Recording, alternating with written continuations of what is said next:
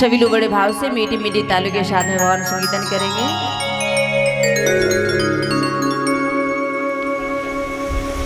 कि है वृंदावन धाम अपार, रटे जा राधे राधे।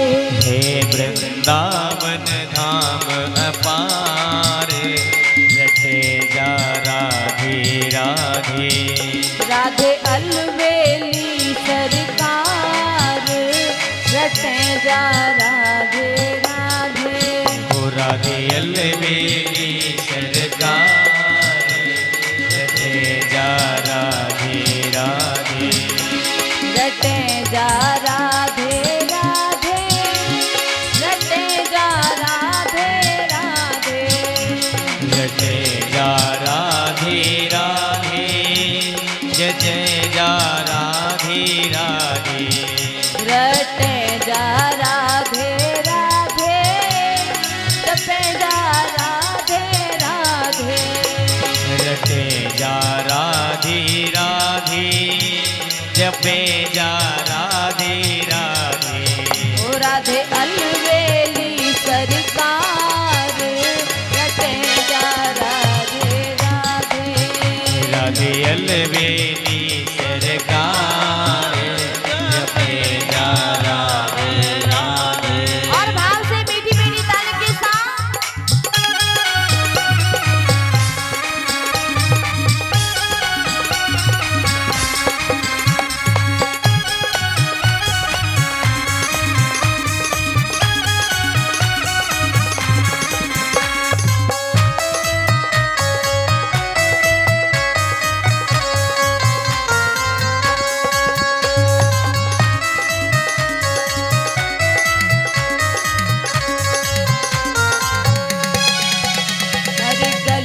गली में कुंजे, कुंजन में भमरा गुंजे। ब्रज गली गली में घूमे, कुंजन में भमरा घूमे। अरे बली गली में कुंजे, कुंजन में भमरा गुंजे।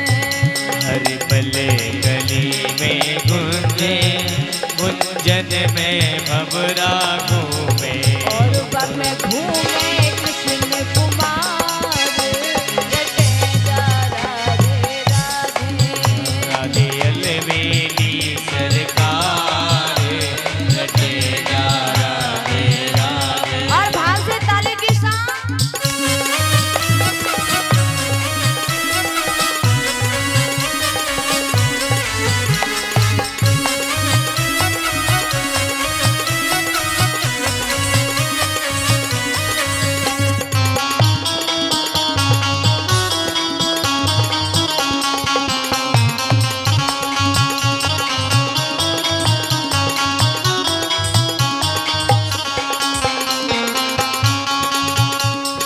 वृंदावन की लीला, मत समझो गुरु को चीला। वृंदावन की लीला, मत समझो गुरु को चीला। जा वृंदावन की लीला, मत समझो गुरु को चीला। वृंदावन की लीला, मत समझो गुरु को जा में बड़े बड़े गए हार, जपे जा राधे राधे। राधे अलवेली सरकार, बजे जा राधे राधे। और भाव से ताली के साथ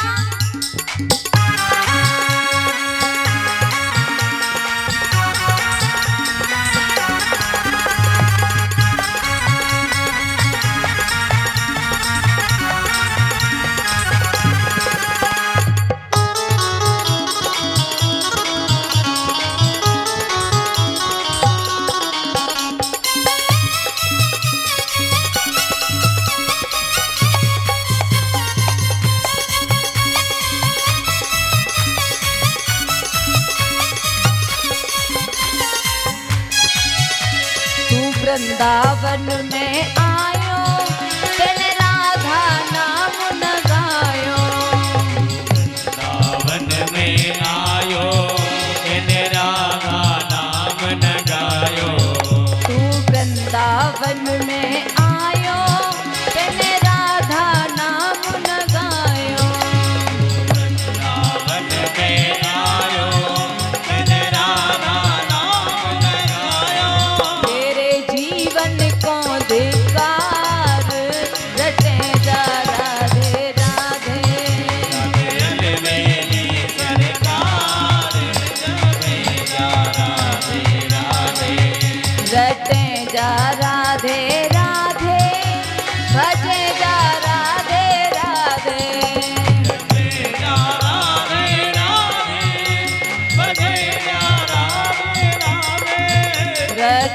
जा राधे राधे भजे जा राधे राधे रटे जा राधे राधे भजे जा राधे राधे राधे अलवेली सरकार रटे जा राधे राधे वृंदावन धाम रमारे रटे जा राधे राधे वृंदावन धाम अपार रटे जा राधे राधे वृंदावन धाम अपारे रटे जा राधे राधे रडाल वेली सरकारे भजे जा राधे राधे।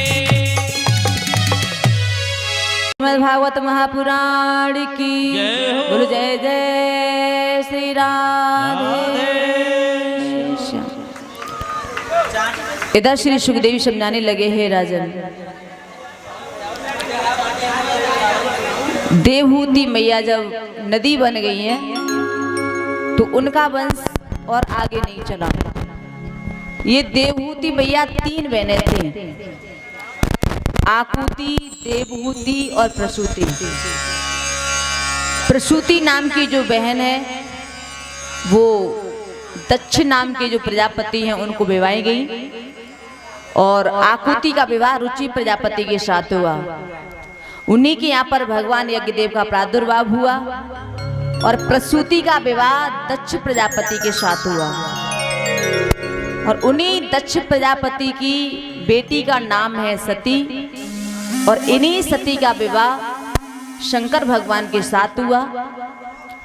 एक बार सती महारानी की अनाहुति होने के बाद दक्ष प्रजापति के वो यज्ञ में गई तो शिव ने दक्ष को प्रणाम नहीं किया, तो दक्ष शिव से द्वेष मानने लगा, और सती महारानी जब यज्ञ मंडप में गई उन्होंने अपने पति का नादर देखा तो सती मैया ने अपने शरीर को जला दिया।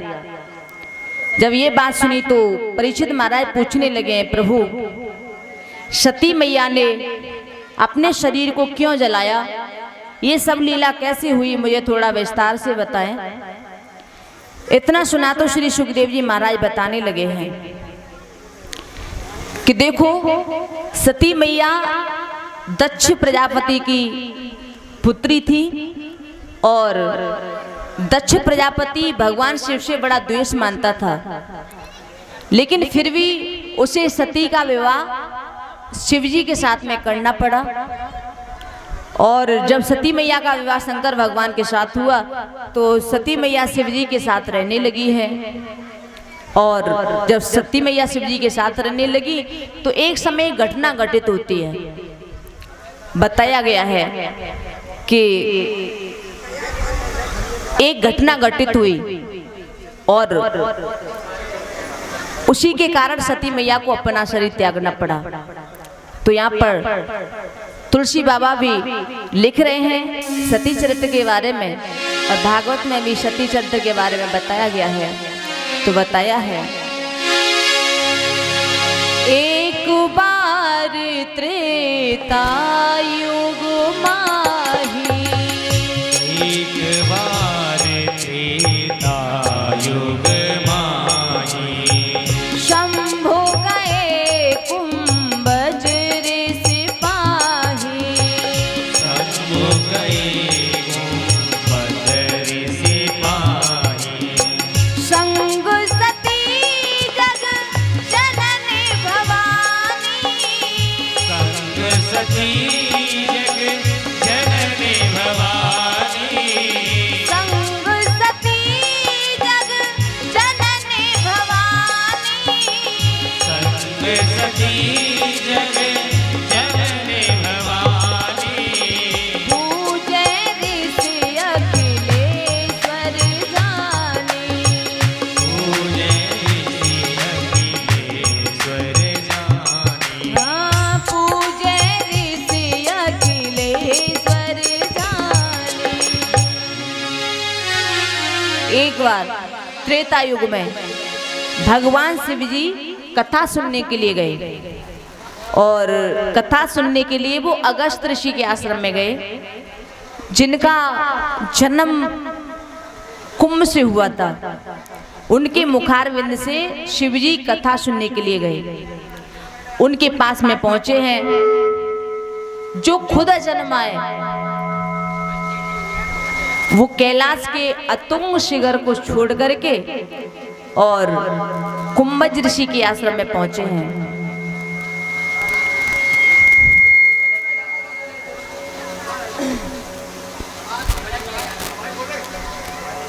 और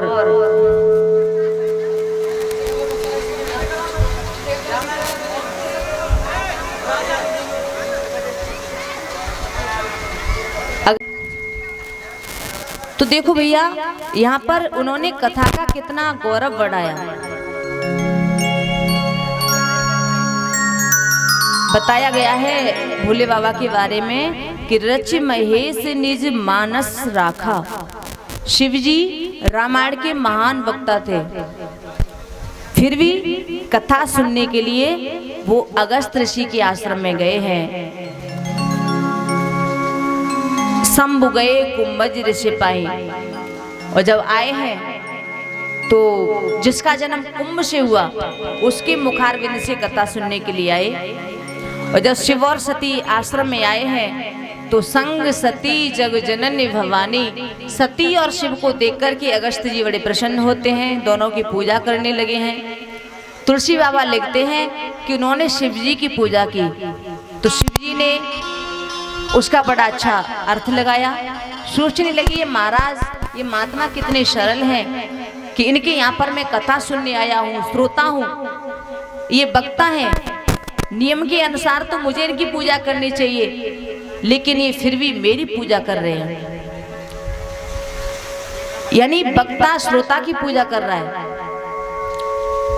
लगता है इन्होंने रामायण को अपने जीवन में पूरी तरह से उतार के रखा है।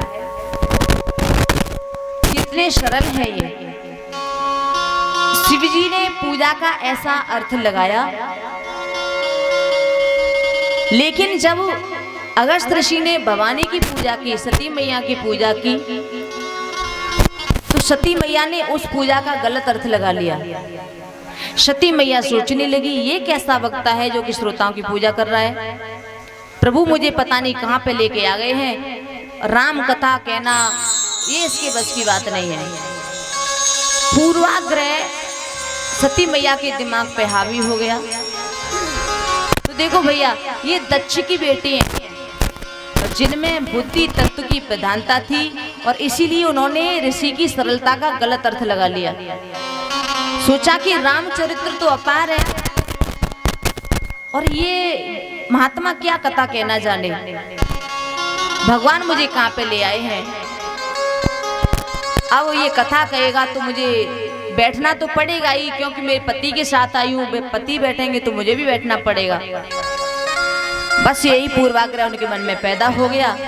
तो देखो भैया, यदि व्यक्ति किसी चीज, किसी व्यक्ति के विषय में अगर ऐसा सोच ले, पहले किसी वक्ता को जाकर के देखे या सोच ले ये क्या कथा कहेगा, तो समझ लो कि वो कथा आपकी समझ में नहीं आएगी। और सती मैया के हृदय में, दिमाग में पूरी तरह पूर्वाग्रह बैठ गया है, और जब पूर्वाग्रह बैठ जाए तो फिर सत्य का दर्शन नहीं हो सकता। यदि हम चित्रकूट को देखें, कामदगिरी को देखें, हम दूर से भी देखेंगे तो पूरा पूरा दिखाई देगा, लेकिन हवा के झोंके से यदि कोई कण हमारी आंख में चला जाए, हम अपनी आंखों को मलने लगे, तो वो कामदगिरी दिखाई देना बंद हो जाएगा। वैसे कामदगिरी आश्रम जो है ना, वो पूर्ण है, ये हमें पता है कि ये है पृथ्वी पर, लेकिन हम अपनी आंखों को मल रहे हैं तो वो दिखाई नहीं देगा, पूरा सत्य ओझल हो जाएगा। तो वैसे ही हमारे दिल में, हमारे दिमाग में अगर पूर्वाग्रह आ जाता है तो किसी भी व्यक्ति, किसी भी वस्तु, किसी भी स्थान, विषय आदि से संबंधित जो सत्य का दर्शन होता है वो बंद हो जाता है।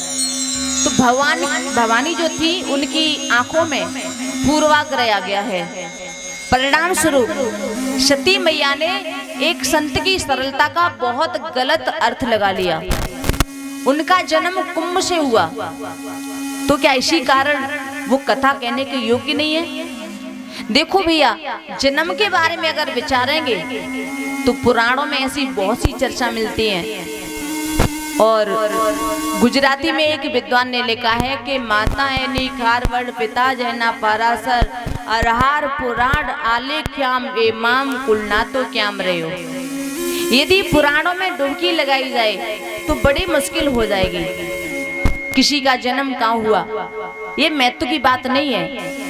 आप व्यास जी को देख लीजिए, जिन्होंने 18 पुराणों को लिखा। उनकी माँ का जन्म एक मछली के पेट से हुआ। उनकी माँ को एक केवट ने पाला और उसी केवट की लड़की से व्यास जी का जन्म हुआ। अगर व्यास जी को यहाँ पर केवट माना जाए, अगर व्यास जी अपने आप को केवट मानते तो इन 18 पुराणों को कौन लिखता और उनके लिखे हुए पुराणों को कौन पढ़ता? तो ज्ञान की चर्चा में जो ऊंच नीच देखते हैं वो पापी होते हैं। बताया है, संत बीज पलटे नहीं, चाहे युग जाए अनंत, नीचे ऊंच घर उपजे, पर होई संत को संत। जो भगवान का भक्त है वो हमेशा भगवान का भक्ति रहता है। चाहे ऊंच नीच किसी भी परिवार में जन्मा हो, वो भगवान का भक्ति होगा। प्रहलाद को देखो, वो राक्षस कुल में पैदा हुए तो राक्षस क्यों नहीं बने? विभीषण को देखो, वो रावण के भाई थे, फिर वो राक्षस क्यों नहीं बने? भक्त चाहे किसी भी जाति में जन्म ले सकता है। ईश्वर की कृपा से जिसके पास ज्ञान है वो हरि की लीला का बखान कर सकता है। अब आप सती को देखो, सती मैया ने सोचा इसका जन्म कुंभ से हुआ है, तो सती ने उन्हें हीन दृष्टि से देखा। ये क्या कथा कहेगा? तो देखो भैया, वक्ता को कभी जाति की नजर से मत देखो। किसी का जन्म कहाँ हुआ ये महत्व की बात नहीं है। देखना यह है कि वो करता क्या है, उसका कर्म क्या है, उसका आचरण क्या है, उसका चरित्र कैसा है, उसकी आराधना कैसी है, उसका अंतःकरण कैसा है, ये महत्वपूर्ण है। तो अगस्त का जन्म कुंभ से हुआ, इसका अर्थ सती मैया ने 100 गुना लगा लिया और इस विचार गति से परेशान भी बहुत हुई। भगवान शिव ने राम कथा सुनाने के लिए आदर के साथ अगस्त ऋषि से निवेदन किया और अगस्त महाराज एक क्षण को उन्हें धक्का तो लगा कि जो रामायण की रचयिता हैं उनके सामने मैं क्या कथा कहूँगा, लेकिन सोचा कि दुनिया को तो बहुत कथा सुनाई है, लेकिन आज मेरे शिव जी मेरी कथा सुने, ये तो मेरा जीवन धन्य हो जाएगा, मेरी वाणी धन्य हो जाएगी। तो अगस्त जी व्यास गद्दी पर बैठ गए हैं और शिव और पार्वती दोनों श्रोता बन गए हैं और अगस्त ऋषि कथा कहने लगे हैं। फिर कथा शुरू हो गई है।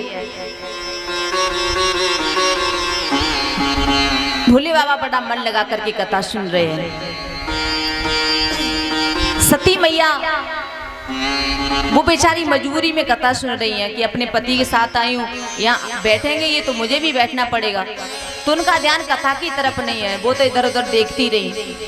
भोले बाबा कथा सुनाते रहे हैं, भोले बाबा कथा सुनते रहे, कुंभज ऋषि कथा सुनाते रहे हैं। और जब कथा पूर्ण हो गई तो भोले बाबा ने कुंभज ऋषि से कहा कि आपने बहुत अच्छी कथा सुनाई है मुझे, और मैंने आपकी कथा सुनी है। तो नियम ये होता है कि कथा सुनने के बाद वक्ता को कुछ देना चाहिए, दक्षिणा देनी चाहिए। तो आप कोई दक्षिणा मांग लो हमसे।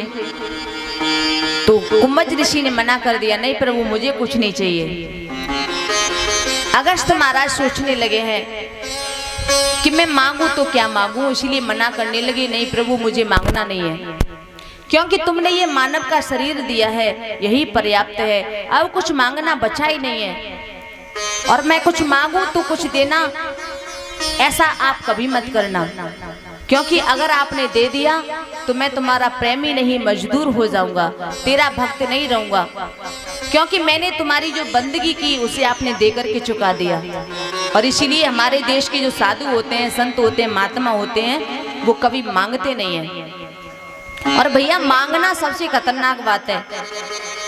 शायद कलयुग में मांगने की प्रथा सबसे ज्यादा हो गई है, लेकिन मांगना सबसे खतरनाक बात है। बाबा जी ने लिखा है कि सब जात कुजात भय मंगता। कलयुग में जात कुजात सभी मांग रहे हैं। और रहीम लिख रहे हैं मांगने वालों के विषय में कि रहे मन बेनर मर चुके, जो कहूँ मांग न जाए। रहीम लिख रहे हैं कि जो किसी से कुछ मांगते हैं, समझ लो वो तो जीते जी मरे हुए हैं। जो हराम का खाना चाहते हैं, ढोंगी बन करके दूसरों के आगे हाथ फैलाते हैं, भीख मांगते हैं, तो जो मांगता है उसे मरा हुआ समझो। मांगने से अच्छा है कि हम लायक बने, अपनी पात्रता निर्मित करें। देखो, समुद्र कभी भी नदियों से ये नहीं कहता कि अपना जल मुझे दे दो। वो तो अपने आप सारी नदियां अपना जल समुद्र को दे देती हैं, अपने आप सागर में मिल जाती हैं। इसी प्रकार से हम लायक बने तो अपने आप हमारे पास वस्तुएं आएंगी। मांगिए मत। कुम्भज ऋषि ने यही सोचा कि मैं कैसे मांगूं, और वो भी भगवान से। तो यहाँ पर बहुत सुंदर शब्द रूपी उपाय सुना है। बाबा जी के शब्दों में उन्होंने लिखा है कि ऋषि पूछी हर भगत सुहाई। ऋषि ने कहा कि आपको मेरी ये जो कथा मैंने सुनाई वो आपको अच्छी लगी, तो उस संबंध में जो कुछ आपको देना हो आशीर्वाद वो दे दीजिए। तो शिव जी समझ गए हैं कि ये भक्ति के अधिकार की बात कर रहा है। तो कहीं सम्मो अधिकारी पाई, शब्दों में बताया गया है कि यहाँ पर भक्ति मांगी गई है और शिव के द्वारा वो दे दी गई है। अगर आपके अंदर पात्रता आ जाएगी तो फिर मांगने की जरूरत नहीं पड़ेगी। तो भगवान शिव जी ने कुछ दिन तक वहाँ पे निवास किया। एक दिन भगवान शंकर ने अगस्त से ये कहते हुए विदा मांगी कि अब हम चलते हैं, बहुत दिन हो गए हैं, आपके मेहमान बन करके आप विदा चाहते हैं। तो यहाँ पे तुलसी बाबा ने लिखा है कि मुनि समवेदा मित्र पुरारी, चले भवन संग दक्ष कुमारी। चले भवन संग दक्ष कुमारी, चले भवन संग दक्ष कुमारी। मुनि सन वेदा मांगी त्रिपुरारी, चले भवन संग दक्ष कुमारी। चले भवन सन दक्ष कुमारी, चले भवन सन दक्ष कुमारी। भोले बाबा ने यहाँ पे विदा मांगी है और कैलाश की ओर चल पड़े हैं। तो यहाँ पर थोड़ा शब्दों पे गौर दीजिए। जब सती मैया आश्रम पे आई थी तो बड़ा सुंदर विशेषण लगाया था कि संग सती जग जननी भवानी, पूजे ऋषि अखिलेश्वर जानी। जब सती मैया आई थी तो बड़े सुंदर विशेषण लगाए गए थे कि जगत जननी हो, भवानी हो, अगस्त के आश्रम में आपका स्वागत है। लेकिन जब सती मैया ने संत की सरलता का गलत अर्थ लगा लिया, श्री राम कथा को घमंड के साथ सुना, अनादर किया, तो इसलिए वो जब शिव के साथ वापस लौट के गई हैं तो फिर जग जननी नहीं कहा, भवानी नहीं कहा, अब आगे लिख दिया है कि चले भवन संग दक्ष कुमारी। क्योंकि तुलसी बाबा को ये अच्छा नहीं लगा जो सती मैया ने किया। तो भोले बाबा और सती दोनों वापस लौट के जा रहे हैं। और जिस समय भोले बाबा कथा सुनने के लिए गए थे तो ये त्रेता युग की बात है, त्रेता युग का समय था। और तुलसी बाबा लिख रहे हैं कि ते अवसर भंजन महवारा, हरि रघुवंश लीने अवतारा। पिता वचन तज राज उदासी, दंडक वन विच रहे अविनाशी। कथा सुनने के बाद सती मैया के साथ जब प्रभु लौट के जा रहे थे तो धरती का भार उतारने के लिए मेरे प्रभु उदासीन होकर के और वन में घूम रहे थे। रावण ने मनुष्य के हाथ से मौत मांगी थी, तो बस उसी वचन को सत्य करने के लिए मेरे प्रभु मानव लीला कर रहे थे और इसीलिए घटना घटी। रावण मरीच को लेके आया, पंचवटी से सीता को चुरा करके ले गया और इसीलिए भगवान श्री राम अपने प्रिया के विरह में रो रहे थे, पुकार रहे थे, सीते सीते कह करके इधर उधर भटक रहे थे। और उसी वक्त सती मैया और भोले बाबा के साथ में निकले हैं और यही संयोग हुआ।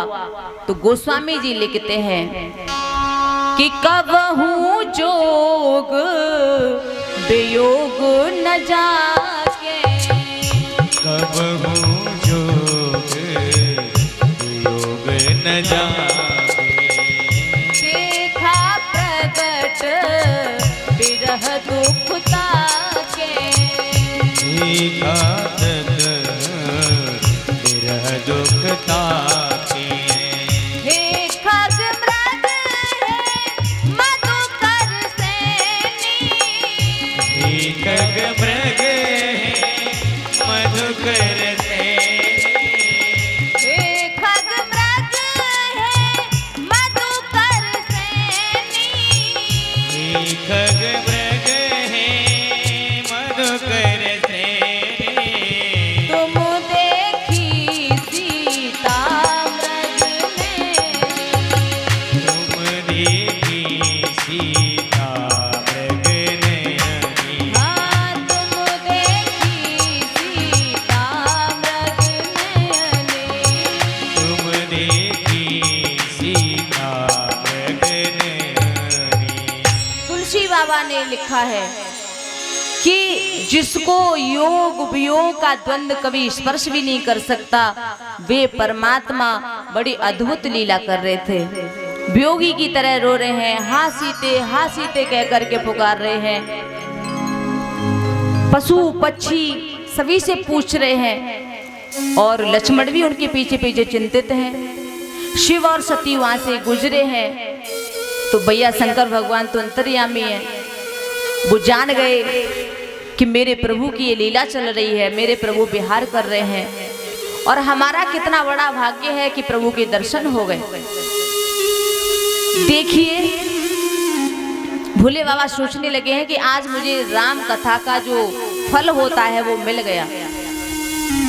कथा सुनने के बाद घर लौट के आ रहे हैं कि उन्हें राम जी का दर्शन हो गया। तो आप कथा को ध्यान देकर के अगर सुनते हैं और सुनने के बाद जब घर पे लौटते हैं तो जब आपको घर पे जाकर के विश्राम मिले, आराम की अनुभूति हो, तो समझ लो आज हमने कथा को ठीक से सुना है। ऐसा भोले बाबा सोच ही रहे थे, तब तक उनके मन में ऐसा भाव उमड़ा, आंसुओं से नेत्र भीग गए हैं और इस उद्देश्य से देख रहे हैं कि कहाँ है मेरे प्रभु राघव। राम जी को आगे जाते हुए देखा तो देखते ही रह गए। अब वो सोचते हैं कि जाकर के मैं प्रभु से मुलाकात करूं, लेकिन फिर मन में आया कि अगर मैंने प्रभु से यहाँ पे मुलाकात की तो प्रभु का जो ब्रह्मत्व है वो खुल जाएगा, उनकी लीला में बाधा पड़ेगी। और इसलिए सोच समझ करके भोले बाबा रुक गए हैं। देखो भैया, शंकर जी के राम जी से 3 प्रकार के संबंध हैं। सेवक स्वामी सखा सिय पिय के, वो सीता मैया के पति के सेवक हैं, सखा हैं और स्वामी भी हैं। और हमारा कोई मित्र यदि स्टेज पर कोई नाटक कर रहा है, लीला कर रहा है, किसी पात्र का अभिनय कर रहा है और हम नाटक देखने के लिए जाएं, तो हमारा जो मित्र नाटक कर रहा है और हम वहीं जाकर के पूछने लगे तू कैसा है, क्या कर रहा है, बड़ा अच्छा नाटक कर रहा है, तो भैया लीला में बड़ा खलल मच जाएगा, गड़बड़ हो जाएगी। स्टेज पर हम परिचय करने के लिए ना जाएं। तो भोले बाबा यही सोच रहे हैं कि मेरे प्रभु की लीला चल रही है, मेरे प्रभु ये अभिनय कर रहे हैं, और इस वक्त मैं अगर जाकर के मिलूं तो ठीक नहीं होगा, बाधा पड़ेगी। बस दूर से ही दर्शन किए हैं, भाव से भर उठे हैं।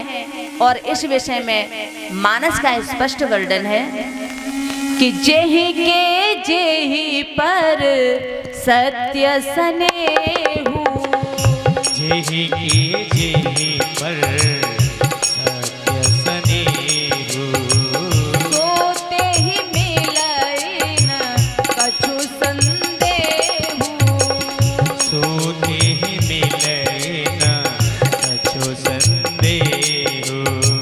जेहि के जेहि पर सत्य स्नेहु, जेहि के जेहि पर सत्य स्नेहु, सोते ही मिलई न कछु संदेहु, सोते ही मिलय न कछु संदेहु। सोते ही मिलई न कछु संदेहु। देखो, जिसका जिस पर सच्चा प्रेम होता है वो अवश्य मिलता है। यदि ना मिले तो समझ लेना कि प्रेम में कहीं न कहीं कोई कमी है, रुकावट है, गलतफहमी है, कुछ बेसमझी है। यदि सच्चा प्रेम है तो मुलाकात अवश्य होगी। और प्रेम में बड़ी ताकत है। प्रेम क्या नहीं करता है, इसके विषय में कुछ लिखा गया है। और मानस ने इस विषय में एक ही बात कही है कि राम है केवल प्रेम प्यारा, जान ले जो जानन हारा। प्रेम परिचय को पहचान में बदल देता है, प्रेम वीराने को गुलिस्तान में बदल देता है। मैं आप बीती कहती हूँ गैरों की नहीं, प्रेम इंसान को भगवान बना देता है। इतनी शक्ति होती है प्रेम में कि इंसान को भगवान बना दे।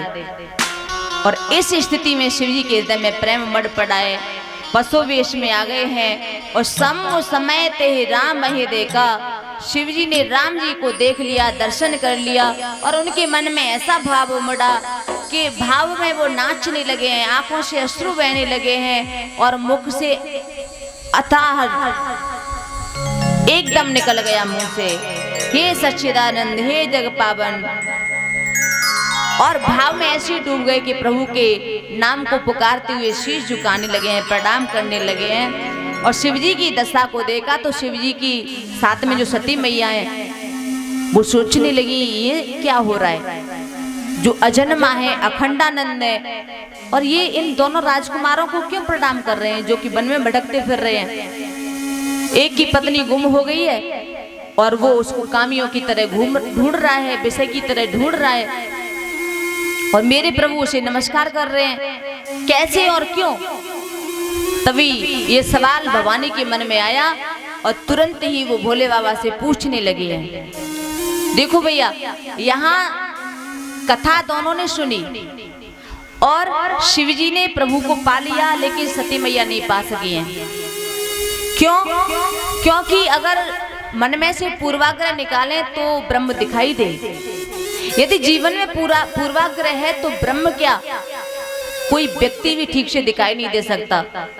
तो शंकर जी की प्रेम रसा देख करके सती मैया ये निर्णय नहीं कर पाई है कि आखिर ये कौन है, और कहा भोले बाबा से कि प्रभु ये बताओ ये है कौन दोनों, आप इन्हें प्रणाम क्यों कर रहे हो, मुझे तो ये साधारण से व्यक्ति लगते हैं और आप इन्हें सच्चिदानंद पता नहीं क्या क्या बुला रहे हैं। इतना भाव मर रहा है, आखिर ये कौन है बताइए। इतना सुना तो शिवजी कहने लगे, अरे देवी ये वही है जिनकी हम कथा सुन करके आ रहे हैं। जासु कथा कुम्मज ऋषि गाई, भगत जास में मुने सुनाई, सोए मम इष्ट देव रघुवीरा, सेवत जाए सदा मुने धीरा। जिनकी कथा सुनने के लिए हम अभी गए थे अगस्त के आश्रम में, और हमने कथा भी सुनी। अगस्त ऋषि ने बड़ी सुंदर कथा सुनाई और इसीलिए हमें प्रभु का दर्शन हो रहा है। ये वही साक्षात ब्रह्म है। भगवान शिव भवानी को समझाते हैं कि मुनि धीर जोगी सिद्ध संतत विमल मन जेहि ध्यावहि कहि नेति निगम पुराण आगम दास कीरत गावहि।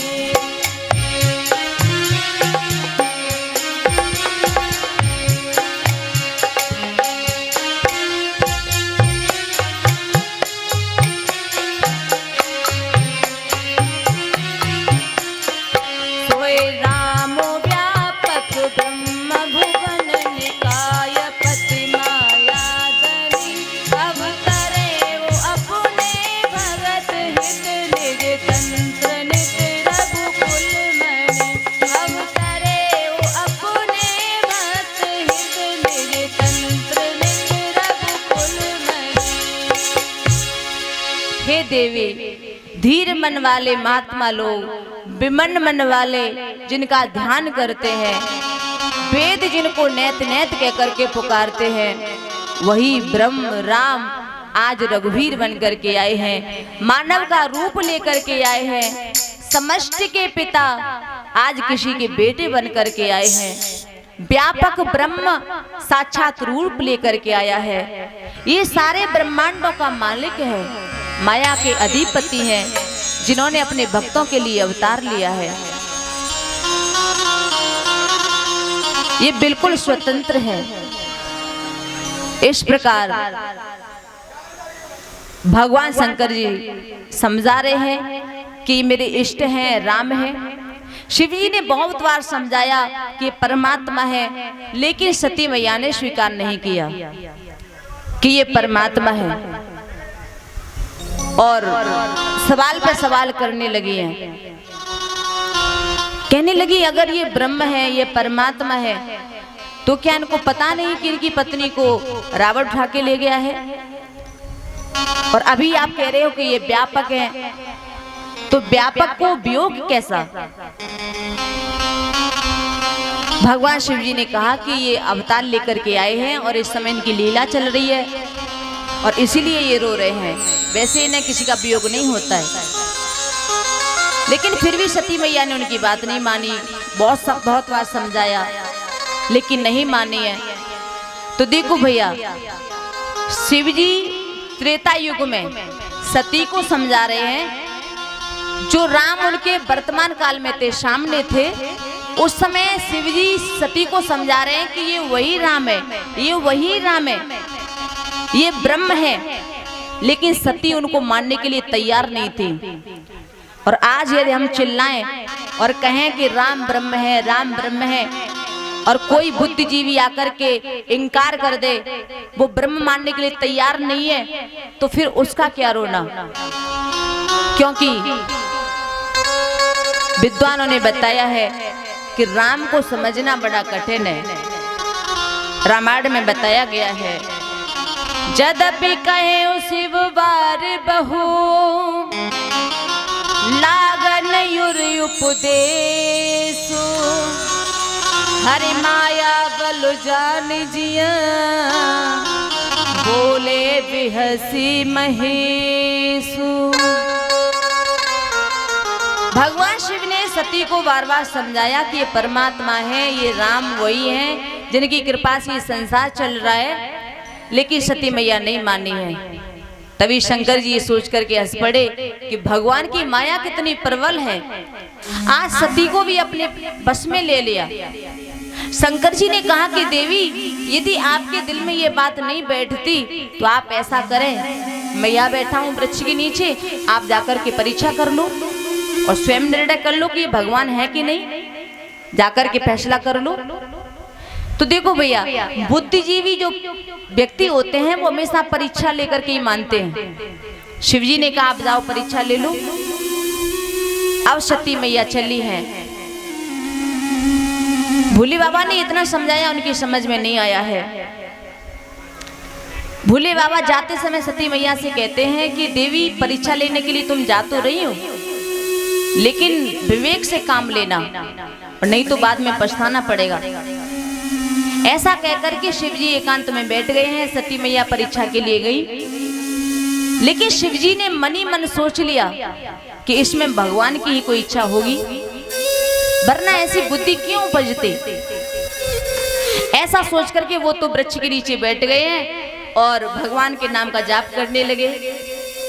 अब सती जी वहां पे पहुंची जहां पे राम लक्ष्मण सीता का पता लगा रहे थे। इधर भगवान शिव जी हर का नाम जप रहे हैं। क्यों? क्योंकि भगवान बताना चाहते हैं कि अगर परिस्थिति हमारे हाथ से निकल जाए तो फिर उसे भगवान के ऊपर छोड़ देना चाहिए। अगर कोई समझाने पर भी कोई बात ना समझे तो समझ लो उसे भगवान के ऊपर छोड़ दो। तुलसी बाबा लिखते हैं कि भगवान जो चाहते हैं वही होता है। सती मैया चली है और वही पहुंची है जहां पर प्रभु जा रहे थे। शिवजी श्री राम का सुमिरन कर रहे हैं, जाप कर रहे हैं। सती मैया ने देखा कि सीता के वियोग में रो रो करके प्रभु का बुरा हाल हो रहा है और सती मैया तो यही मान रही है कि ये तो वियोगी हैं, मेरे पति कहते रहते हैं सुख के दाम है, ये ब्रह्म है, लेकिन देखो इनकी हालत क्या हो रही है कि सती मैया वहां पहुंची जहां पे राम लक्ष्मण दोनों सीता की खोज कर रहे थे। सती मैया सोचने लगी इनकी परीक्षा कैसे ली जाए। बहुत कुछ सोच समझने के बाद उन्होंने सीता का वेश बनाया और सोचा कि अगर मैं सीता का वेश बना के जाऊंगी, अगर ब्रह्म है तो पहचान लेंगे और साधारण मानव है तो पत्नी का भाव दर्शाएंगे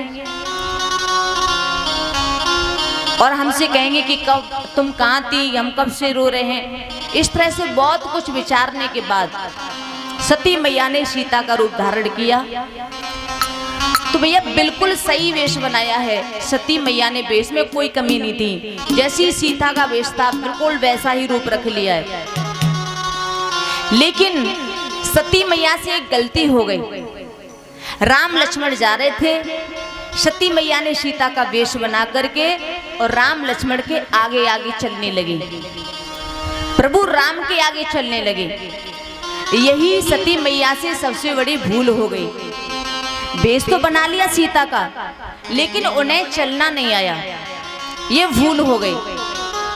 देखो भैया, हम किसी का वेश तो बना लेते हैं, लेकिन उसका आचरण कहां से लेके आए, कदम उठाने का तरीका, चलने फिरने का तरीका, ये कहां से लेके आए। तो सती मैया से यही भूल हो गई, उनको चलना नहीं आया। क्यों? क्योंकि उनको ये पता ही नहीं था कि सीता मैया कभी राम से आगे नहीं चलती थी, हमेशा राम के पीछे चलती थी और उनसे पीछे लक्ष्मण जी चलते थे। सीता जी का ये नियम था कि राम आगे, सीता उनके बिल्कुल पीछे और बाद में लक्ष्मण जी रहते थे। सीता जी बीच में चला करती थी, राम के पीछे पीछे चला करती थी, ये सीता मैया का स्वभाव था। लेकिन सती मैया ने यही गलती कर दी, राम जी के आगे आगे चलने लगे। सती ने सोचा कि जैसे ही मुझे देखेंगे तो हाथ पकड़ के कहेंगे कि कहाँ जा रही हो, यहाँ पे आओ। इसका मतलब ये हुआ कि ये अयोध्या की राजकुमार है। तो देखो भैया, सीता मैया जो है वो भक्ति रूपा है, श्रद्धा भक्ति स्वरूपा। भक्ति यदि सही है, भक्ति यदि असली है तो वो राम जी के पीछे पीछे चलेगी। असली भक्ति ब्रह्म के पीछे चलती है और जो नकली भक्ति होती है वो ब्रह्म से भी आगे चलती है, ब्रह्म को पीछे रख करके देखती है। क्योंकि ये दम्भ था, ये धोखा था। सती मैया आगे आगे चलने लगी। अब लक्ष्मण जी ने देखा कि देखो सती मैया जगत की माता सीता का वेश बनाए हैं, लेकिन वो चुपचाप रहे। उन्होंने सोचा कि मेरा यहाँ पर कोई संवाद नहीं है, नीचे नीचे देखते हुए चले जा रहे हैं मर्यादा से। इधर राम जी ने देखा आगे सती मैया को जाते हुए, तो राम जी सती मैया को जैसे ही देखते हैं तो हाथ जोड़ करके सती मैया को प्रणाम करते हैं। और यहाँ पर बाबा जी ने लिखा है, जोरे पाने प्रभु कीन प्रणाम,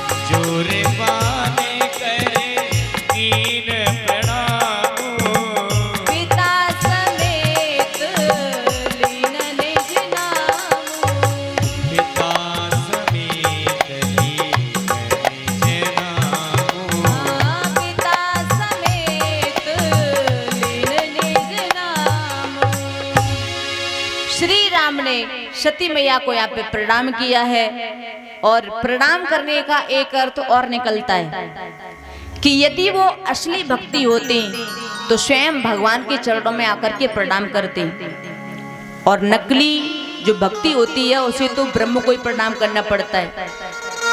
तो राम जी स्वयं प्रणाम करते हैं। इसमें दूसरा अर्थ ये भी निकलता है कि सती मैया राम की परीक्षा लेने आई है, और जो परीक्षा लेता है वो गुरु होता है, और गुरु को प्रणाम करना ये शिष्य का फर्ज बनता है। तो इसीलिए श्री राम ने उनका बड़ा आदर किया है। भगवान ने प्रणाम करके ये बता दिया कि आप पहचान ली गई हैं, क्योंकि अगर वो सीता होती तो राम जी को प्रणाम करते, लेकिन उन्होंने प्रणाम ना करके अपना परिचय पहले ही दे दिया। वो समझ गए हैं ये जगदम्बा है, माता है।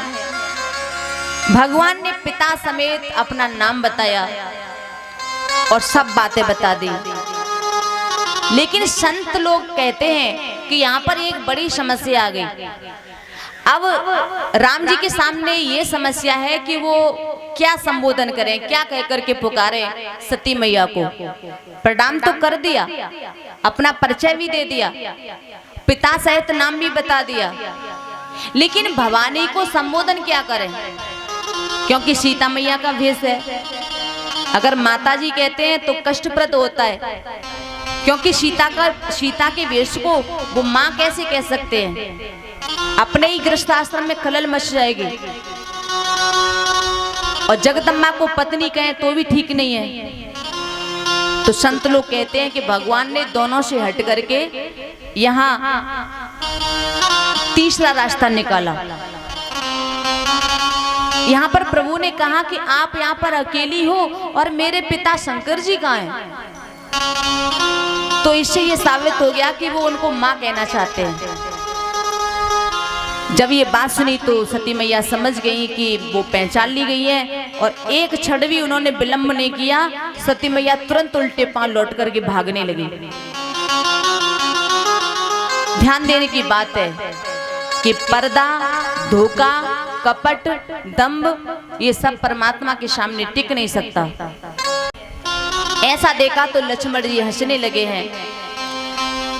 जब लक्ष्मण जी हंसे तो राम जी भी हंसने लगे हैं। राम जी ने हंस करके कहा कि लक्ष्मण, तू मुझसे पूछ रहा था कि माया क्या होती है, माया किसको कहते हैं।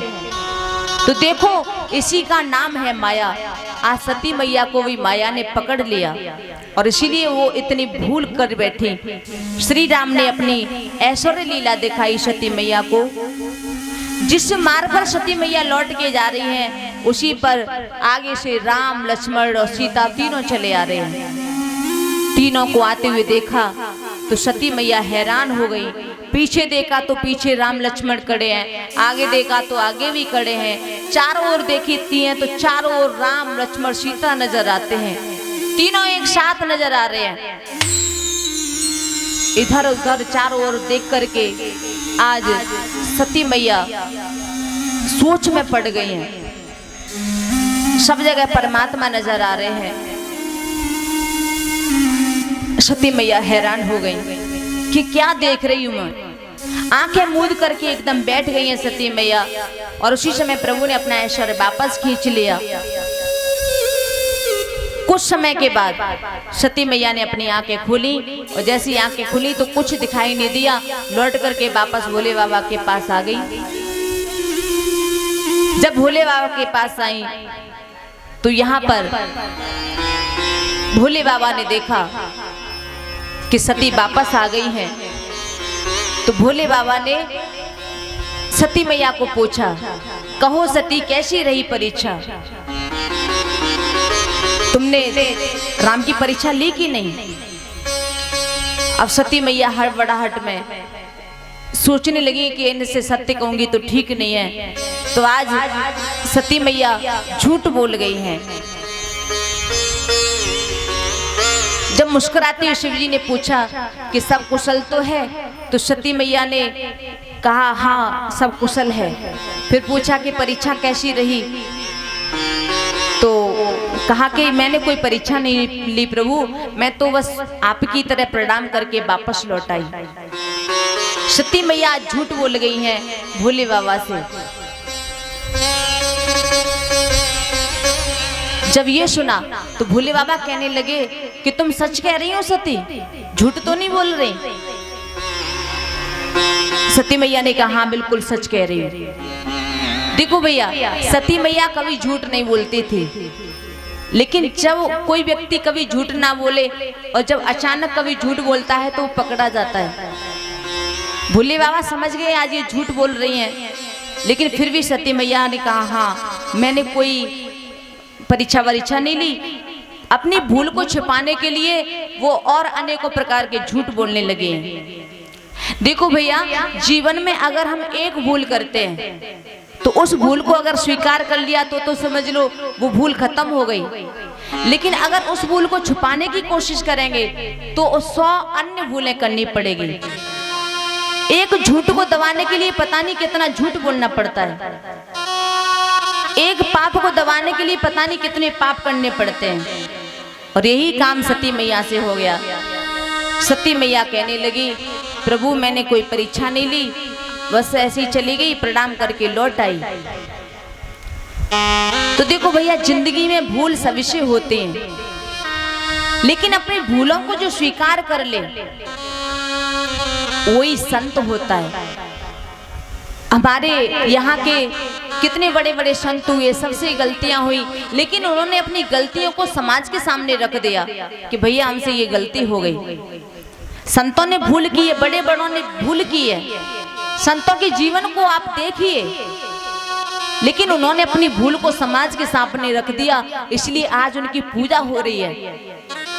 आज भी उनकी याद हमारे दिल में है, क्योंकि उन्होंने भूल की और उस भूल को समाज के सामने रख दिया, दस्तावेज बना करके रख दिया, और मौखिक नहीं लिखित में लिख करके रख दिया कि हाँ मैंने ऐसा किया था, हाँ मैंने ऐसा कहा था। सूरदास जी उन्होंने लिखा है मौसम कौन कुटिल खल कामे। ये तुलसीदास जी का दस्तावेज है। उन्होंने कह दिया कि मेरे समान दुनिया में कोई कुटिल खल कामे नहीं है। ऐसे ही अनेक अनेक महात्मा हुए, उन्होंने दस्तावेज लिख करके रख दिए। सूरदास जी ने लिखा कि प्रभु मोरे अवगुण चित्त न धरो। जैसे मुंह से ही उन्होंने नहीं कहा, बल्कि दस्तावेज बना करके लिख दिया। और भैया पीढ़ियां खत्म हो जाएंगी, लेकिन उनका ये दस्तावेज अमर रहेगा। सूरदास जी की दोनों आंखें नहीं थी, लेकिन फिर भी उनकी अंधी आंखों से आंसू बह रहे थे, और लिखते लिखते गाते गाते वो लिखते जा रहे हैं, अपने दस्तावेज समाज के सामने पेश कर रहे हैं कि प्रभु जी मोरे अवगुण चित न धरो। प्रभु जी मोरे अवगुण चित न धरो। प्रभु जी मोरे अवगुण चित न धरो। प्रभु जी मोरे अवगुण चित न धरो। प्रभु जी मोरे अवगुण चित न धरो। अवगुण चित न धरो।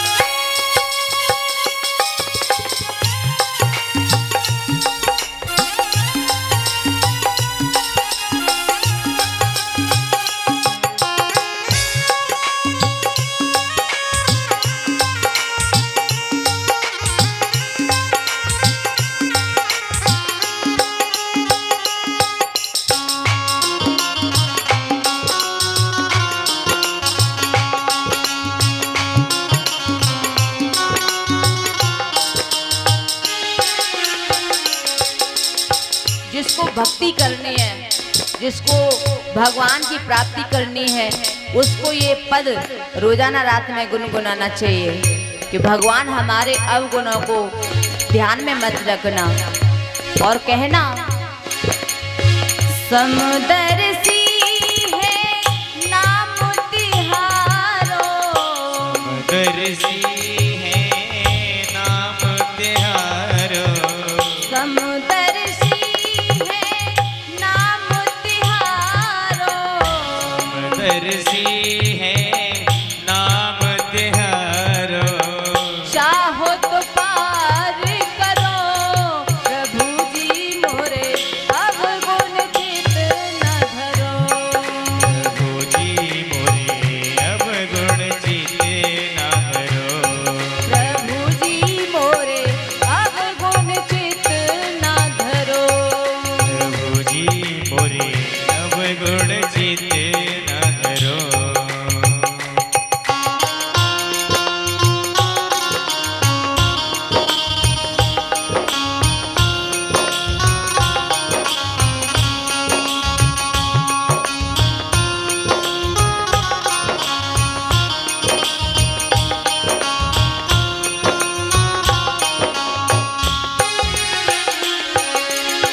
भगवान से कहना कि आप तो समदर्शी हो, आपकी दृष्टि में शत्रु मित्र कोई नहीं होता, एक समान होते हैं। उसे हमने ऐसा सुना है कि आप सभी का, जो कोई आपकी शरण में आ जाता है, सभी का बेड़ा पार करते हो। बिना दबाव के आप उसे अपनी शरण में ले लेते हो और ऐसा भगवान ने पहले भी किया है। इसलिए आप मेरी ओर भी थोड़ा देख लीजिए। और कबीर साहब का भी कथन है, कबीरा हंसे ना दूर करे, रोने से कर प्रीत, बिन रोए कित पाइए प्रेम प्यारे में, प्रेम प्यारे में, प्रभु मोरे अवगुण चित न धरो, प्रभु जी मोरे अवगुण चिते ना धरो, प्रभु जी मोरे अवगुण चिते ना धरो। कबीरदास जी कहते हैं बिना रोए कैसे भगवान को पाओगे। चैतन्य महाप्रभु के विषय में ऐसा लिखा है कि सुबह को जब वो सोकर के उठते थे, हरि बोल की जब वो रट लगाते थे और सेवक जन जब उनके बिछौने को उठाते थे तो जब उसे नचोड़ते थे तो उसमें पानी निकलता था, पानी की एक धार निकलती थी। महाप्रभु प्रभु के वियोग में इतना रोते थे कि सारा बिछौना आंसुओं से भीग जाता था, लथपथ हो जाता था। कहते थे, बताया जाता है कि हर रोज सुबह चैतन्य महाप्रभु का बिछौना निचोड़ा जाता था और उस अश्रु जल को पाने के लिए सेवक वृंद बेताब हो जाते थे।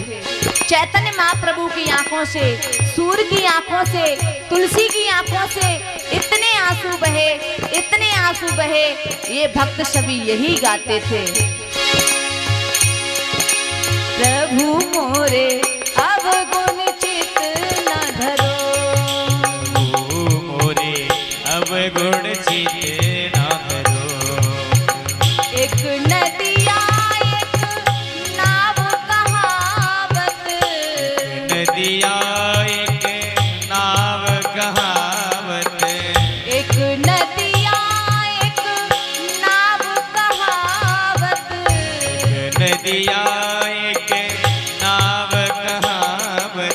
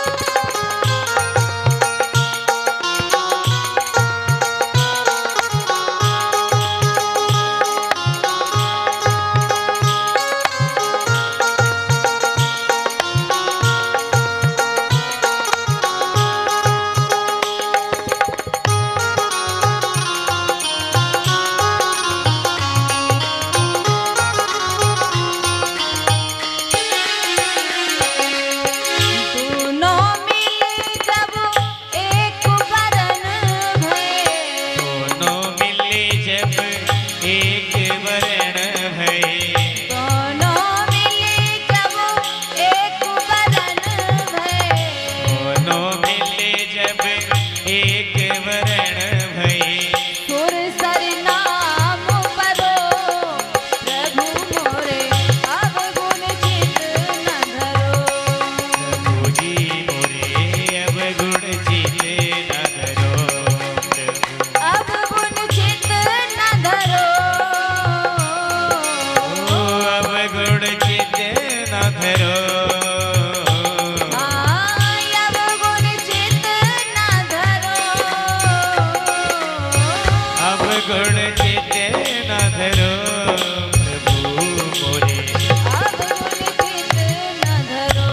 प्रभु मोरे अवगुण चित न धरो। प्रभु जी मोरे अवगुण चित न धरो। प्रभु जी मोरे अवगुण चित न धरो। प्रभु जी मोरे अवगुण चित न धरो। हम शून्य मरे अजपा मरे अनहद हूँ मर जाए, लेकिन राम सने ही ना मरे कहे कबीर समझाए। राम सने नहीं मरता है, राम का प्रेमी नहीं मरता है। इस संसार में सभी भूल करते हैं। सती मैया ने भी भूल की, ऋषि पत्नी अहल्या ने भी भूल की थी, बड़े बड़ों ने भूल की है। लेकिन भैया भूल करने के बाद निराश होने की जरूरत नहीं है। आप मानस के ऊपर विश्वास कीजिए। तुलसी के माध्यम से ये अवतरित हुआ है, ये विश्वास का ग्रंथ है, इसलिए किसी को निराश होने की जरूरत नहीं है। आपसे अगर कोई मानसिक पाप या अपनी भूल आप जगत के सामने घोषित कर दो। यहाँ पे कौन भूल नहीं करता है? कुछ लोग अपनी भूल को बता देते हैं और कुछ लोग अपनी भूलों को दबाए रखते हैं। लेकिन भैया गुनहगार तो दोनों हैं। शरीर के जुर्म से जुर्मी यहाँ पर हर किसी के चेहरे हैं। सभी चेहरे यहाँ पर गुनहगार हैं। शरीर के जुर्म से जुर्मी सब भाई बिरादर हैं। शरीर के जुर्म से जुर्मी यहाँ पर सभी के चेहरे हैं। सभी के चेहरे यहाँ पर दागदार हैं। किसका इंसाफ किससे कराया जाए? कौन करेगा यहाँ पे इंसाफ? यहाँ कौन ऐसा है जो कि गुनहगार नहीं है? यहाँ कौन ऐसा है जिसने गलती नहीं की है? तख्त पर बैठा है वो भी गुनहगार है, पिंजरे में बंद है वो भी गुनहगार है, दलील करने वाला भी गुनहगार है, साक्षी भी गुनहगार है, मामला देखने वाला हाकिम भी गुनहगार है। अब इंसान को इंसान बनाने के लिए किसी नए भगवान की जरूरत है। अब तो इंसान को इंसान बनाया जाए या और कोई नया भगवान बनाया जाए। लोग यहाँ पर छिप छिप करके बिका करते हैं, उसका ईमान बिकता है। चंद रुपयों पर नीति प्रमाणिकता बिकती है। 100-100 रुपए के नोटों पर प्रमाणिकता बिक जाती है, नीतियां बिक जाती हैं, अस्मिता बिक जाती है। फर्क यही है कि वस्तु की जो कीमत होती है वो नोटिस बोर्ड पे लगा दी जाती है, लेकिन बिकती हुई ईमानदारी का कोई नोटिस बोर्ड नहीं होता है, उसकी कोई कीमत नहीं होती है। मेरे कहने का मतलब यह है कि सती मैया ने झूठ कह दिया, अगस्त की पूजा का गलत अर्थ लगा लिया, ये पहली भूल है। दूसरी भूल है उन्होंने कथा ठीक से नहीं सुनी, राम कथा का निरादर किया। यहाँ तुलसी बाबा बड़े आक्रामक हो जाते हैं। कथा किसको सुनाई जाए इस बारे में उन्होंने अपना फैसला सुना दिया कि कितना ही बड़ा सम्राट क्यों न हो लेकिन उसे कथा ना सुनाई, क्योंकि जिसको परमात्मा के चरणों में प्रेम ही ना हो, भगवान के चरणों में जिसका भाव ही ना हो, उसको कथा सुनाने से कोई फायदा नहीं है। सती द्वारा राम कथा का अनादर ये उनकी दूसरी भूल है। और तीसरी भूल तब हुई जब उन्होंने पति द्वारा प्रमाण दिए जाने पर भी नहीं माना। पति के कहने पर उन्होंने राम को प्रणाम नहीं किया। सती की चौथी भूल ये थी कि उन्होंने राम पर शंका की, संदेह किया। उनकी पांचवी भूल ये हुई कि पति से ये प्रश्न पूछा कि ये कौन है। फिर शंकर जी ने समझाया, फिर भी नहीं मानी, परीक्षा करने का फैसला ले लिया। ये छठवीं भूल है। सातवीं भूल सीता का वेश बनाया। आठवीं भूल परमात्मा के सामने जाने पर भी उन्होंने पर्दा रखा। 8वीं भूल वो कि परमात्मा के सामने जब उनका सच्चाई खुल गई फिर भी कुछ भी नहीं बोले और वापस लौट करके आई तो अपने पति से भी झूठ बोल गई कि नहीं, मैंने उनकी कोई परीक्षा नहीं ली। जब कोई इंसान झूठ बोलता है तो उसे ख्याल ही नहीं रहता कि हम पकड़े जाएंगे। सती को आज पता नहीं कि मेरे पति मेरे अंतर्यामी है, वो तो दुनिया की बात जानते हैं, तो मेरे मन की बात जानने में कितनी देर लगेगी। लेकिन शंकर जी ने तुरंत पहचान लिया कुछ छुपाया जा रहा है। उसी समय तब शंकर देखे उधर ध्याना, उन्होंने ध्यान लगा करके देखा तो सारी जो लीला थी वो सामने आ गई है। तो देखो भैया, ऐसा बताया जाता है कि कुछ भूमि ऐसी होती है जहां पर गलत निर्णय हो जाते हैं। सती मैया ने जहां परीक्षा ली, ये भूमि है पंचवटी की भूमि, और इस भूमि पर वियोग होता है। चित्रकूट है संयोग की भूमि, लेकिन पंचवटी है वियोग की भूमि। दोनों जगह में बड़ा फर्क है। पंचवटी की भूमि में ही सती मैया ने झूठ बोला। शंकर जी ने ये सब कुछ जान लिया तो उन्हें सोच करके बड़ा दुख हुआ कि मेरी पत्नी सीता का वेश बना करके प्रभु के पास जा रही है, क्योंकि सीता मेरी माँ है और सती ने उनका वेश बना लिया, तो अब सती से गृहस्थाश्रम के संबंध को मैं आगे नहीं बढ़ा सकता। शिवजी मन में ऐसा सोच रहे थे कि तुरंत तुलसी बाबा ने यहाँ पर उनके विचार को पकड़ लिया है। शिवजी सोचने लगे ऐसी स्थिति में क्या करूं। बहुत कुछ सोचने के बाद अंतर्मन से उनकी एक आवाज आती है कि अब मैं सती से गृहस्थाश्रम आगे नहीं बढ़ा सकता। और उन्होंने अपने मन की इच्छा को जान लिया और मन की बात को मन में ही रखा कि यही तन भेंट सती अब नहीं, अब इस शरीर से सती की और मेरी भेंट नहीं होगी। शिव ने मन में संकल्प कर लिया कि सती से अब गृहस्थाश्रम नहीं निभाया जाएगा, लेकिन उन्होंने ये बात सती मैया को नहीं बताई, मन में ही रखी और मन में रख करके फिर चलने लगे। जब शिव जी आगे चलने लगे हैं, सती मैया से कुछ बोलते नहीं है, तो सती मैया को अपने आप ही कुछ डर सा लगने लगता है। उन्हें नहीं पता कि मेरे पति ने मेरा त्याग कर दिया है। रास्ते में कुछ सवाल पूछती हैं तो भगवान उन्हें इतिहास पुराण की बातें बताने लगे हैं। सोचने लगे इनको राम कथा तो समझ में नहीं आती, इसलिए इनको इतिहास की बातें बताई जाएं। बाद में जब सुनने योग्य हो जाएंगी तो कथा भी सुना दी जाएगी। और इतिहास पुराण की बात करते करते शिव जी कैलाश पे पहुंचे हैं, और जैसे ही कैलाश पे पहुंचे हैं वहां जाते ही प्रभु ने समाधि लगा ली है। जब समाधि लगा ली तो सती मैया समझ गई हैं कि हो न हो मेरे प्रभु मुझसे नाराज हो गए हैं और अपने किए पर पछताने लगी हैं। रो रो करके प्रभु का ध्यान लगाने लगी हैं, राम जी के चरणों में ध्यान लगाने लगी हैं। प्रभु मुझसे गलती हो गई। तो सालों तक सती मैया भोले बाबा के चरणों में बैठी रही। शिवजी की समाधि 1 या 2 दिन की नहीं थी। बीते संवत सहस 87 तजी समाधि शंभु अविनाशी। 87,000 वर्ष की समाधि लगाई भोले बाबा ने, और इतने सालों तक भजन करते रहे। और जब भजन करते रहे, भजन करने के बाद 87,000 वर्ष के बाद उनकी आंखें खुली, और जैसे ही आंखें खुली तो बताया है राम नाम शिव सुमिरन लागे। राम नाम को गाने लगे हैं शिवजी। सती मैया समझ गई मेरे पति जाग गए हैं। दौड़ करके पास में आई, अपने पति की पूजा की, और वो बगल में बैठने वाली थी। भोले बाबा ने सामने बैठने को कहा। अब सती मैया आसन डाल के सामने बैठ गई हैं, क्योंकि पत्नी का अधिकार तो वो खो चुकी हैं, और इसलिए भोले बाबा ने सामने बैठने के लिए कहा। और शिवजी ने देखा कि सती बड़ी दुखी है, तो वो सती मैया को राम कथा सुनाने लगे हैं। और जब राम कथा सुनाने लगे तो सती मैया बैठ कर के राम कथा सुन रही हैं। तब तक अचानक आकाश मार्ग से देवताओं के विमान इधर से उधर जाने लगे हैं।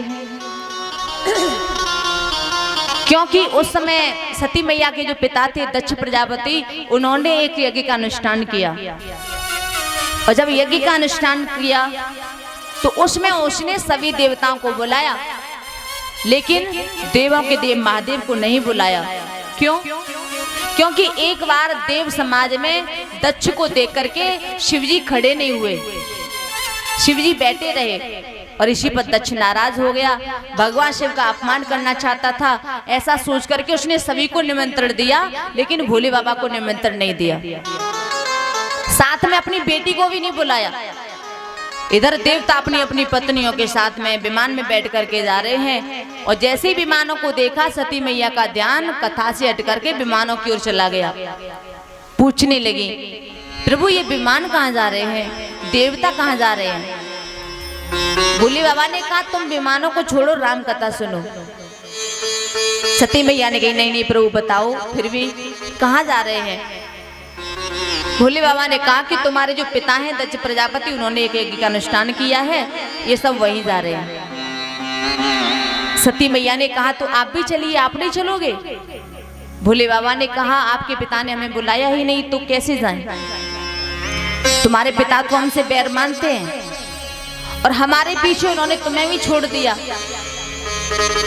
सती मैया कहने लगी तो आप नहीं जा रहे तो मैं चली जाऊं? भोले बाबा ने कही आप कैसे जा सकती हो, निमंत्रण नहीं आया तो? सती मैया कहने लगी कि पिता के घर, मित्र के घर और गुरु के घर बिना बुलाए जा सकते हैं, तो मेरे पिता के घर यज्ञ हो रही है, मैं नहीं जाऊं, मुझे चले जाने दो। शिवजी ने कहा जा तो सकते हैं, लेकिन तब जा सकते हैं कि वहां पे हमारा कोई विरोध करने वाला ना हो, और किसी को हमारा आना अच्छा ही नहीं लगे, हम उसके यहाँ पहुंच जाएं तो ये ठीक नहीं है। तदपि विरोध मान जहाँ को ही तहाँ गए कल्याण न होए, वहां जाना कल्याणप्रद नहीं है। और बताया है आवत ही हर से नहीं, नैनन नहीं स्नेह, तुलसी तहाँ न जाइए, चाहे कंचन बरसे में। जिसके हृदय में आपके प्रति प्रेम ना हो, उसके यहाँ चाहे सोना क्यों नहीं लुटाया जा रहा हो, फिर भी वहां पे ना जाए। इसलिए देवी आप आराम से बैठो, कथा सुनो। सती मैया कहने लगी ठीक है प्रभु, आप नहीं जा रहे तो आप मुझे भेज दो, मेरे पिता के घर यज्ञ हो रहा है, कितने दिन हो गए मैंने पिता को नहीं देखा, मेरी बहनें भी आई होंगी, उनसे भी मिल लूंगी, आप आज्ञा दे दो मैं चली जाऊं, मुझे पिता के घर भेज दीजिए। बार बार समझाया भोले बाबा ने, लेकिन सती मैया नहीं मानी है। कही दे का हर जतन बहो, रहे न दक्ष कुमारे, दिए मुख्य गण संग तव, विदा की नेत्र पुरारे।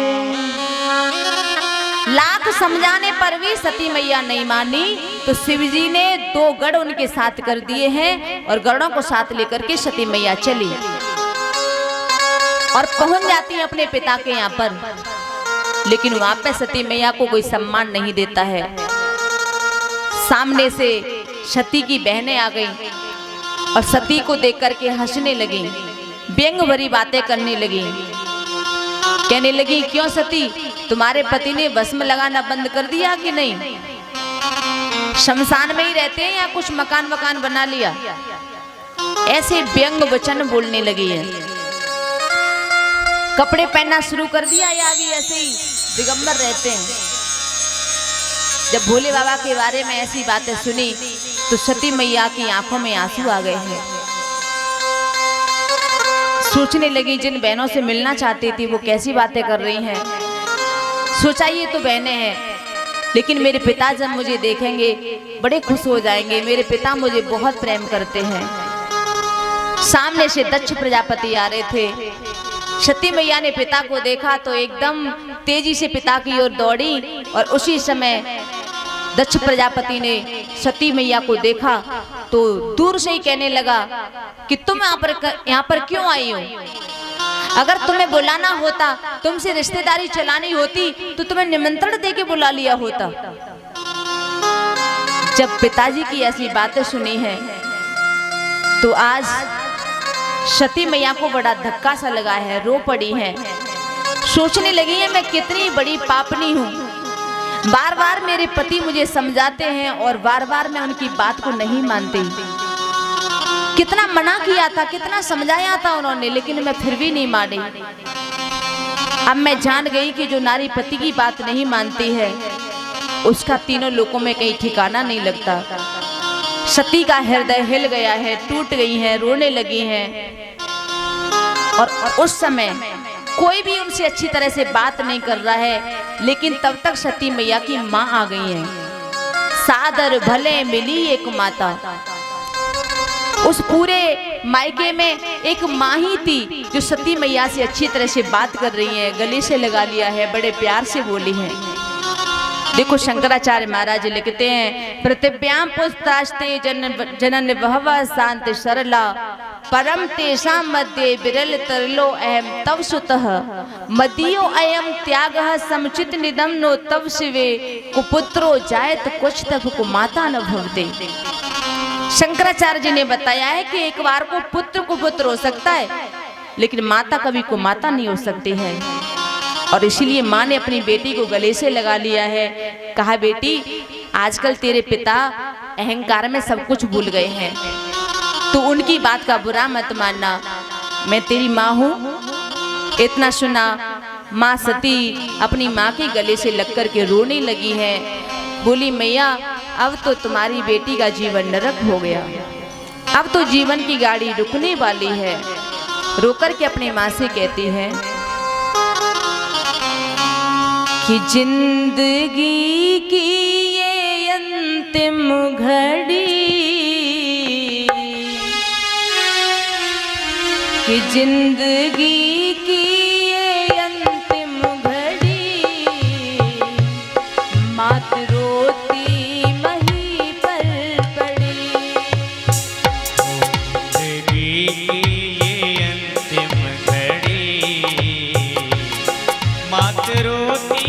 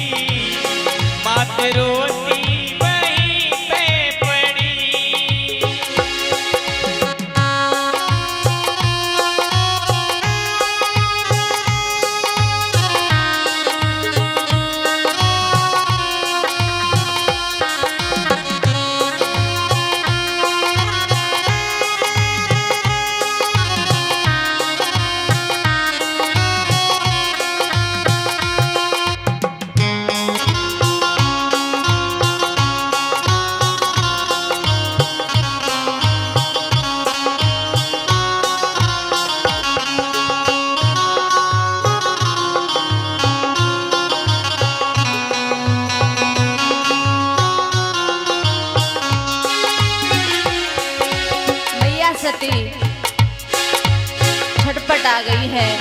जो दर्द 87,000 वर्षों में नहीं हुआ था वो दर्द आज उन्हें महसूस हो रहा है। सोचने लगी है मैं कितनी अभागिनी हूँ, बार बार अपने पति की बात को ठुकरा देती हूँ। सोचती है ऐसा जीवन भी जीवन है क्या जो कि जिल्लत में जीना पड़े। ऐसा जीवन ही जीवन है क्या जो कि जिल्लत में जीना पड़े। ऐसे जीने से मरना भला घूट लो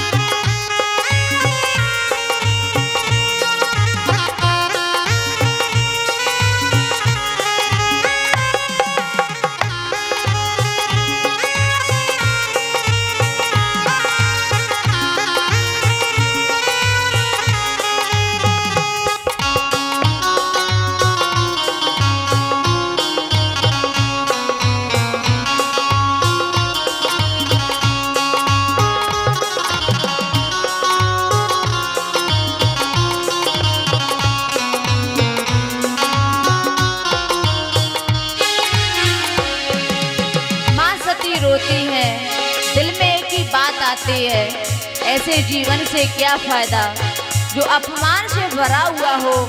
ऐसे जीवन से तो मर जाना बहुत अच्छा है। ऐसा अपमान कब तक सहन करूंगी। और तू अब मौत की राह देख, क्योंकि तूने अपने पति की बात को नहीं माना। और मैया सोचती है मन में, तूने पति को भुलाया सती, अब तुझको ठिकाना नहीं। तूने पति को भुलाया सती, अब तुझको ठिकाना नहीं। इत भोले का घर छूटा, इत बाबुल ने माना नहीं। एक तो भोले का घर छूटा, एक तो बाबुल ने माना नहीं। माना नहीं। आज दोनों से बिछुड़ी खड़ी, मात रोती वहीं पे पड़ी। आज दोनों पे विपदा पड़ी, मात रोती वहीं पे खड़ी। जिंदगी की ये अंतिम घड़ी, मात रोती वहीं पे पड़ी। हो जिंदगी की ये अंतिम घड़ी, मात रोती वहीं पे पड़ी।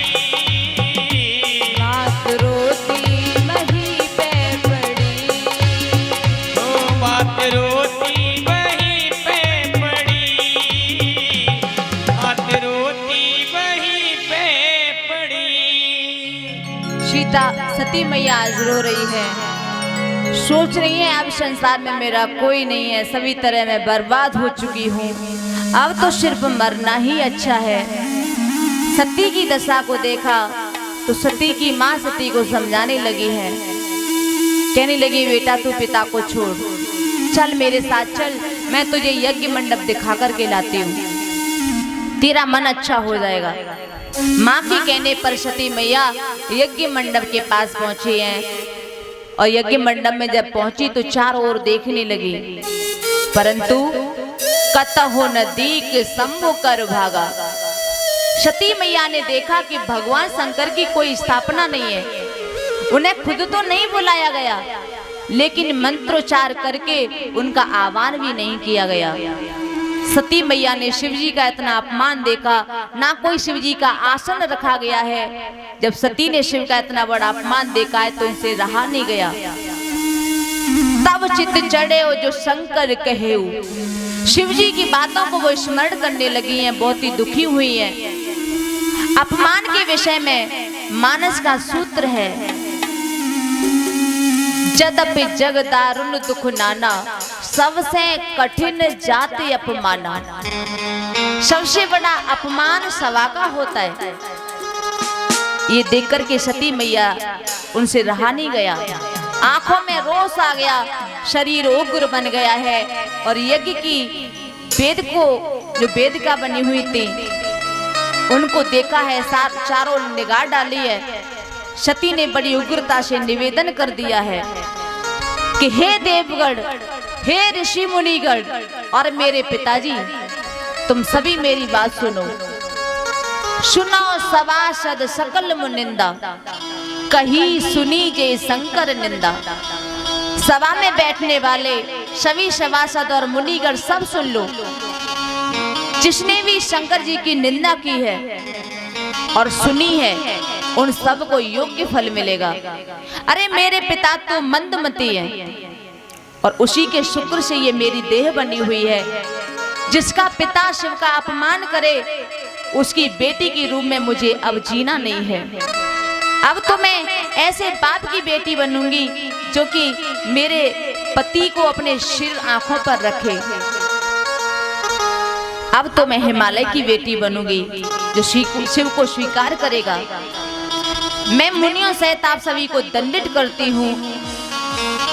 तो मानस में बड़ी बुरी तरह से डांटा गया है यहाँ पर संतों को और मुनियों को, क्योंकि यहाँ पर संतों का फर्ज था, मुनियों का फर्ज था कि वो दक्ष से ये कह देते कि देखो भैया, बिना शंकर के यज्ञ पूर्ण नहीं हो सकता। अगर शिव जी को ना बुलाया गया तो उनकी स्थापना तो अवश्य होनी चाहिए, लेकिन दक्ष ने कह दिया होगा कि दक्षिणा ज्यादा दे देंगे, बिना शिव जी के यज्ञ कराओ, तो इसीलिए उन्होंने ये सब स्वीकार कर लिया। शायद इसलिए मान गए होंगे।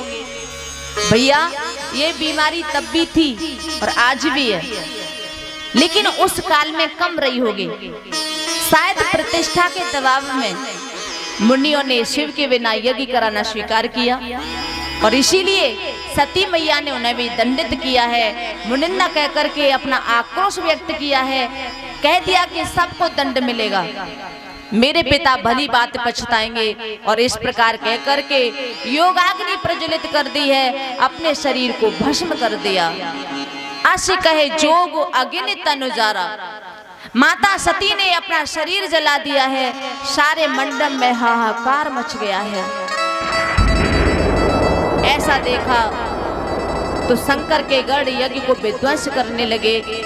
भगवान शंकर जी को समाचार मिला तो वो क्रोध पूर्वक अपनी जटा को जमीन पे फटकारते हैं। वीरभद्र कर कोप पठाए, वीरभद्र को तत्काल भेजा और वीरभद्र ने आकर के सारे यज्ञ को विध्वंस कर दिया। पुराणों में दक्ष की बड़ी बड़ी लंबी कथाएं हैं, ये तो मैंने संक्षेप में सुनाई है। सभी का बुरा हाल हो गया, दक्ष का अहंकार टूट गया। दक्ष की यज्ञ समापन हुई। जब दक्ष का सर काट करके हवन कुंड में डाल दिया गया तो वहां पर फिर शिवजी आते हैं बाद में। शिवजी जब बाद में आए तो सभी देवताओं ने उनसे प्रार्थना की, स्तुति की। तो देवताओं की प्रार्थना पर भोले बाबा ने बकरे का सर लगा दिया दक्ष के सर पर और फिर उसके द्वारा यज्ञ पूर्ण करवाया गया। और सती मैया की जो जली हुई हड्डियां थी उनको साथ लेकर के चले हैं। तो जहां जहां उनके अंग प्रत्यंग गिरते गए वहां वहां पर एक प्रकार का शक्तिपीठ बन करके तैयार हो गया, जिन्हें हम आज शक्तिपीठ के नाम से जानते हैं। वहां जाकर के लोग अपनी मनोकामना को पूर्ण करने लगे हैं। बुरी शंकर भगवान की जय हो। तो अब इस तरह से दक्ष की यज्ञ को पूर्ण आहुति दिलाई गई और सती मैया ने अपना शरीर भस्म कर दिया। आगे उनका जन्म कैसे होता है, कहाँ होता है, ये कथा सुनेंगे और उससे पहले बड़े भाव से भगवान का संकीर्तन करेंगे, फिर सुनेंगे आगे की कथा। सभी लोग मीठी मीठी तालियों के साथ में बड़े भाव से संकीर्तन करेंगे।